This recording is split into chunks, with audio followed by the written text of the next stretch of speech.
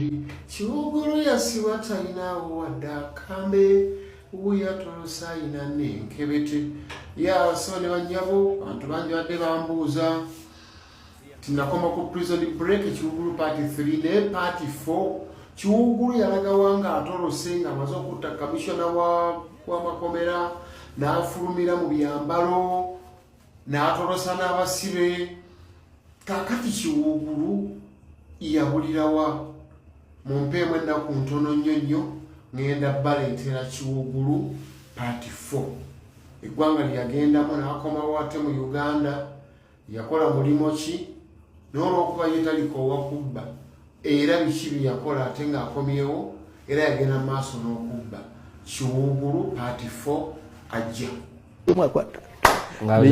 nekidda nekigamba mama wakyo mami nti abantu banjagadde buli wempito bwedda bakuba mu ngalo oba kuba mu nakitunuulira nakigamba mwana wange si ngalo tebakwagala bwe batyo bwe batutta kati oli bwafunayo abaagala omutta abaagala omusuula adde mu kyalo bamukubira mu ngalo tyosobola ngaloza nga naye akimanyi tasobola aje yeyimbe mu muntu si mu muntu ku kifo kyatasobola bali be natandikiddeko waliwo abantu mu constituency y'Ebusira abeeyimba ku bifo bye batasobola yibali nga banafu kwekyo ekifo ate tebatandise leero babadde bajja babeerawo naye olw'okuba abantu nga tebalina bisaanyizo bigwanibwa ekyo kifo omanyi bwe bagamba nti kakati obubaka bwa parliament kasita oweza emyaka 18 nti kasita obanga olina senior 6 oba ekyo nga osobola okusatirira empapula ne bagamba nti zenkanankanako nti kati buli omu naga kansatirire nzifune wagamba nti asatiridde zifune nagamba n'emyaka 18 ngina abalala bali mu nkaaga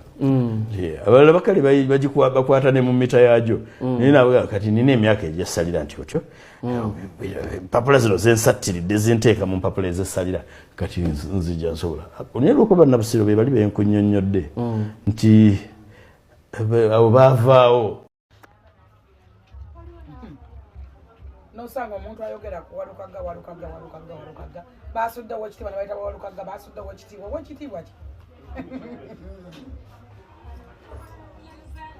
mugende mufukamirire emmandwa nze nina ebintu byenneewuunya bw'omanyi valu ya walukaga oba omanyi ekitiibwa kya lukaga bayizawe nze amuso ape era ndi musanyufu era ngenda kulonza walukaga akalukabusi omanyi valu ya walukaga gwayogera otubuulira Segona tukola tutya Segona amaze emyaka 2+15 ali mu parliament kyakozeemu ekyokubiri njagala otangaza bannayuganda manye ekitiibwa kya walukaga muve kuba n'abafuna ebitiibwa nga babisanze mu masaŋŋanzira ababironda ababifunira ku myenge ababifunira simanyisa mu thamweya ababifunira mu kusamira mu mandwa mu bibbo by'ekika walukaga ekitiibwa kye kyava wa kabaka straight kabaka okukumanya obumanya mu miyoni z'abantu abantu beera wadde ekigambo kya ssa oba ekitiibwa ky'obwa ssa okumanya ennya n'akuyita tebasukka na 5 oba 10 kati njagala okukwata evalu ya walukaga bwe balabala bitiibwa ali class above ekitiibwa kye kyamuwa from king tolowooza nti babimuweera mu masaŋŋanza bimusanga makubo ne mubyewa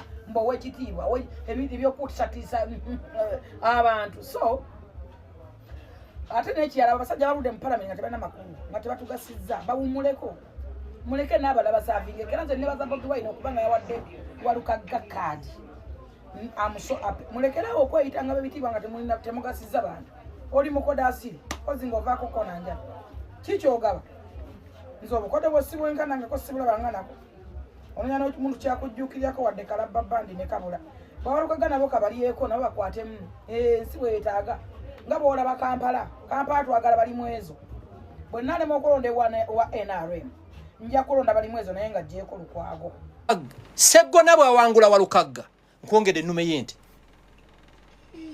kati eyo yakubiri tuli wano nze ndi ku ground Gashumba ndi so privileged nti mbeera n'omunaku afembayo wansi n'embeera n'omugagga akola ki banaye ampuliriza nkwongedde ki lindako atuwuliriza ku radio 4 ne radio 7 mwe bajulizi bange mwami Gashumba kati ansubiza nti yakubiri seddume eyasooka yagamba nti ekibiina ekijja ekya Democratic Front DF bwe kireeta omubaka wa parliament kabeera omu bw'ati mu kulonda okujja eyo seddume y'ente n'agimpa seddume y'ente ey'okubiri gyampadde kati agamba nti honorable Medad Lubega Segona bwajjanga independent n'awangula ekifo ky'omubaka wa parliament owa Busiro East natenga akubye Walukagga ampadde Seddume yente ey'okubiri. Bw'oba oyagala funa neutral ground nzigobe nzireetewo omuntu zibeerewo paka okulonda gwe toteekawo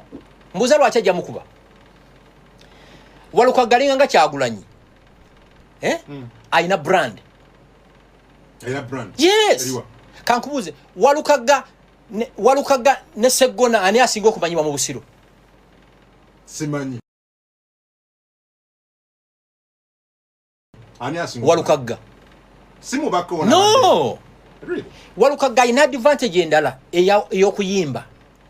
Walukagga ne baba tazze ku venue ennyimba ze zimurepresentinga. Zimutunda. Ekyo Kyagulanyi kina mu kalu nakano. Owulira? Kati nabadde emyaka 10 tebamanyi. Nkugambye tugende ku street tulaga abantu kino kifaananyi kyani golage ekya Segona nze ndage ekya Walukagga tulaba naga kino Walukagga njono Segona tewali kintu kyenkana brand. I have an opponent for example eyatuula nange era n'akyogera ne mu constituency n'agamba nti president yamugamba jjanne esimbeko amuzigirewo.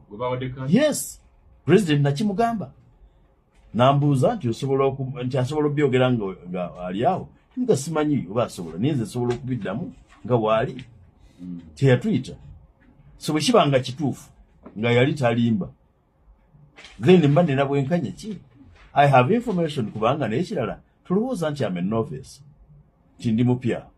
I have information nti list yakyuse ku ssaawa nvannyuma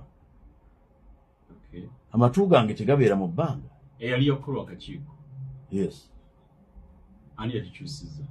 Well, saabadde okulaba agikolobozza. Yes.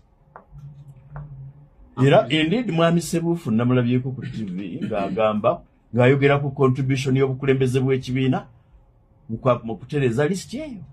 Yabadde ku TV ningamba okay ate baatugamba bya ku ground n'ebibuuzo. Indeed yasinze yajjawo ng'asoma bufusamarega bwe twawandiikanga mu high school n'agamba bana ebyensomye kale baleseeko kimu kyokka bannanga oluzungu lubadde wali nga clearly naye akkiriza nti afulumya agudde naye ekisa kya Katonda nekimuyamba n'atagwa.